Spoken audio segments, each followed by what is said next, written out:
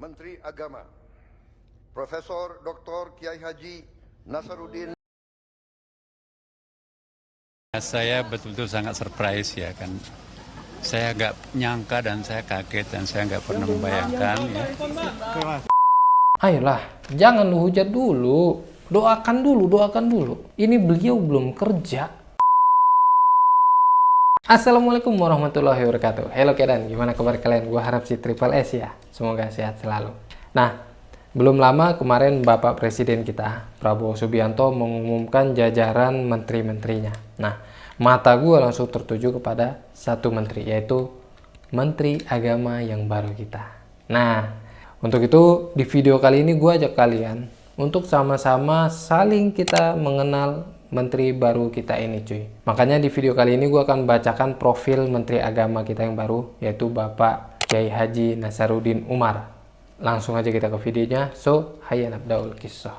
Tala'al badru alayna min thaniyatil wada' wajaba syukru alayna ma da'a lillahi da'.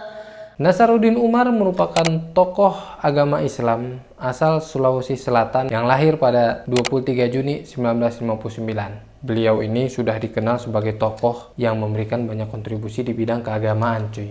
Nah, Nasaruddin Umar ini menempuh pendidikan dasarnya di SDN 6 Tahun Ujung Bone pada tahun 1970 cuy. Kemudian beliau melanjutkan sekolah menengahnya itu di sekolah keagamaan, yaitu Madrasah Ibtidaiyah. Lalu lanjut ke pesantren As-Adiyah Sengkang.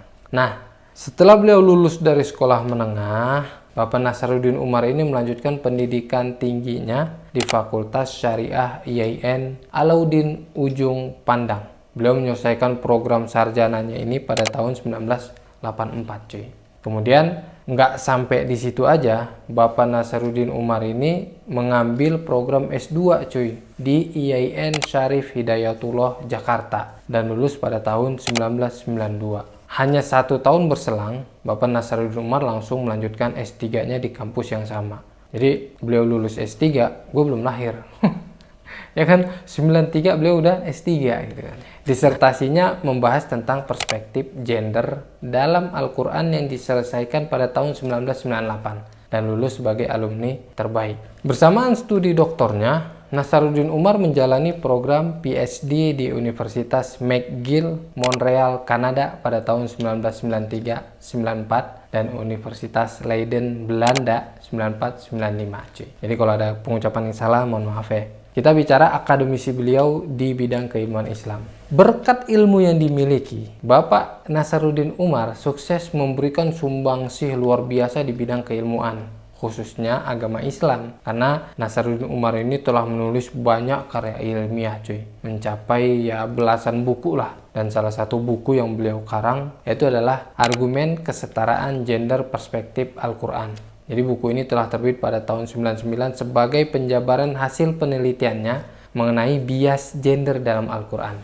Jadi berdasarkan catatan detik.com, pada 12 Januari 2002, Nasaruddin Umar ini dikukuhkan sebagai guru besar dalam bidang tafsir dan Fakultas Usuluddin IAIN Syarif Hidayatullah cuy. Dan Nasaruddin Umar juga tercatat sebagai Rektor Universitas PT IKI Jakarta. Jadi tahun 2002 aja, 2002, beliau ini sudah banyak jabatannya gitu kan. Selain di bidang akademik, Nasaruddin Umar juga merupakan pegiat agama dan berkontribusi dalam bidang sosial dan politik. Beliau mendirikan organisasi lintas agama untuk masyarakat, dialog antar umat beragama cuy. Jadi makanya nggak heran ketika ada tokoh dari agama lain atau paus datang ke Indonesia, beliau yang menyambut. Karena beliau adalah pimpinan dari organisasi lintas agama. Kemudian Nasaruddin Umar dalam pemerintahan Republik Indonesia. Bapak Kiai Nasaruddin Umar ini telah bergelut di dunia pemerintahan sejak tahun 2006 cuy. Udah lama juga kan. Dia menjabat sebagai Dirjen Bimbingan Masyarakat Islam Kementerian Agama Republik Indonesia tahun 2006-2012. Kemudian pada 2011 hingga 2014 beliau ditunjuk sebagai Wamen, Wakil Menteri Agama Republik Indonesia. Pada tahun 2016 diangkat sebagai Imam Besar Masjid Istiqlal cuy.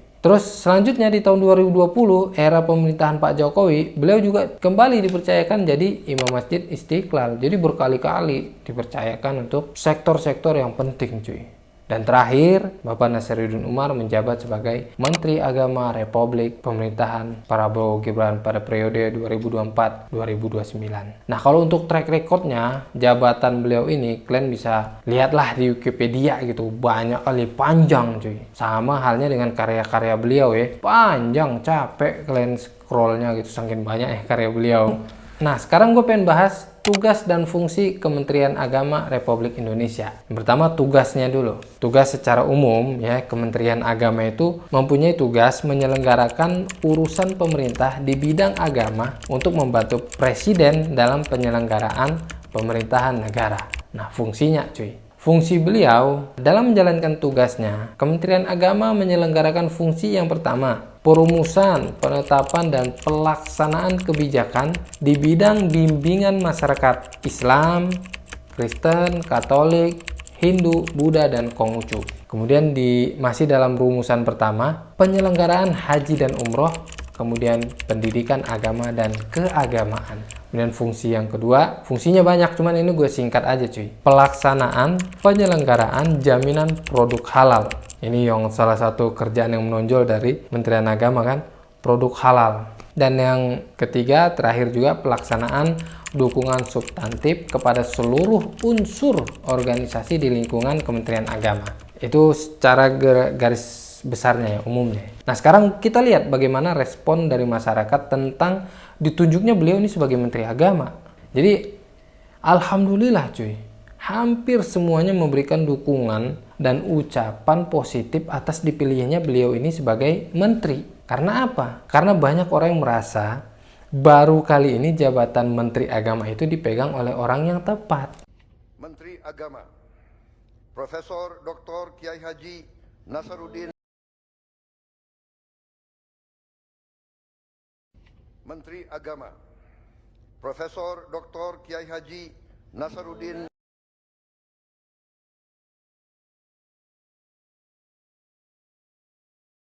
Nah, ini opini masyarakat ya, karena kita nggak bisa bendung opini, kita nggak bisa atur opini masyarakat. Emang masyarakat yang beropini. Jadi inilah realitanya gitu kan. Baru ini orang merasa jabatan Menteri Agama dipegang oleh orang yang tepat. Cuman saat gue riset-riset tentang beliau ini, pasti ada aja portal yang kayak gini nih. Pernah cium kepala Paus Fransiskus, Nasaruddin Umar jadi titik-titik bla bla bla. Maksud gua, ayolah. Beliau ini kan manusia cuy, pasti punya khilaf. Jadi nggak usah lah kalian ungkit-ungkit lagi kontroversi yang lalu-lalu. Sekarang kita tinggal doakan beliau agar lebih amanah ke depannya, agar lebih baik lagi ngurusin umat, urusan umat kayak haji. Semoga biayanya itu nggak dikorup lagi, kemudian waktu tunggunya itu nggak makin panjang. Itu kan yang kita harapin dari Menteri Agama, ya kan? Jadi ayolah, jangan lu hujat dulu, doakan dulu. Ini beliau belum kerja loh, lu udah aneh-aneh aja loh. Makanya Imam Ahmad rahimahullah ta'ala pernah bilang kalau beliau punya doa yang mustajab, beliau ini akan berikan kepada pemimpin. Karena maslahatnya akan jauh lebih besar dibandingkan beliau hanya doa untuk diri pribadi beliau. Sama halnya dengan Bapak ini ya, kalau lu doakan semoga menteri yang baru akan amanah, maka akan banyak perkara umat yang akan dipermudah cuy. Dan maslahatnya pasti akan diterima oleh umat sendiri. Ya enggak? Iyalah, gue pribadi ya, gue demen ke Istiqlal, sholat maghrib di sana, dengerin bacaan beliau. Bahkan gue pernah juga ikut kajian tafsir beliau ini loh, secara live ya. Masya Allah. Jadi intinya kita doakan aja beliau dulu cuy. Doakan, jangan aneh-aneh lah. Bantu beliau dengan saran-saran agar beliau ini juga terbantukan gitu kan. Karena nggak gampang loh. Nggak gampang mengemban amanah sebagai Menteri Agama ini. Asli. Apalagi beliau ini paham agama kan. Jadi beliau tahu betapa besarnya hal yang ada di depan beliau ini cuy. Dan beliau tahu, beliau sadar loh besarnya mas'uliyah dari jabatan ini. Pertanggungjawabannya ini besar gitu kan. Dan beliau sadar report beliau, laporan beliau ini 2 kali loh. Yang pertama beliau akan report ke presiden. Beliau akan bertanggung jawab kepada presiden. Masyarakat kita bisa lebih tenang, bisa lebih sejuk, bisa lebih damai sambil membangun peradaban dan membangun masa depan bangsa yang lebih kokoh, lebih konstruktif. Karena kita tahu bahwa tidak ada pembangunan yang produktif tanpa ketenangan, tanpa kedamaian, tanpa keamanan.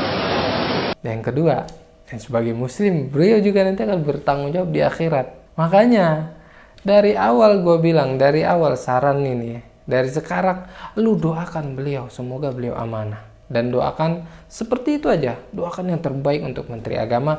Karena kalau beliau baik, urusan umat akan baik. Kesininya semua akan baik. Udah, pokoknya gak usah aneh-aneh, lu doakan, kita aminin. Oke? Terima kasih sudah menyimak sampai akhir. Dan kalau kalian punya masukan, punya pendapat yang kalian gak setuju dengan omongan gue, silahkan komentar di bawah. Oke? Kalau kalian setuju, boleh like dan subscribe gue biar kita jadi kedan, ya kan? Iyalah, jadi mau jadi apa lagi kita? Biar kita kedan. Oke? Terima kasih. Jazakumullah khair. See you next video. Assalamualaikum warahmatullahi wabarakatuh.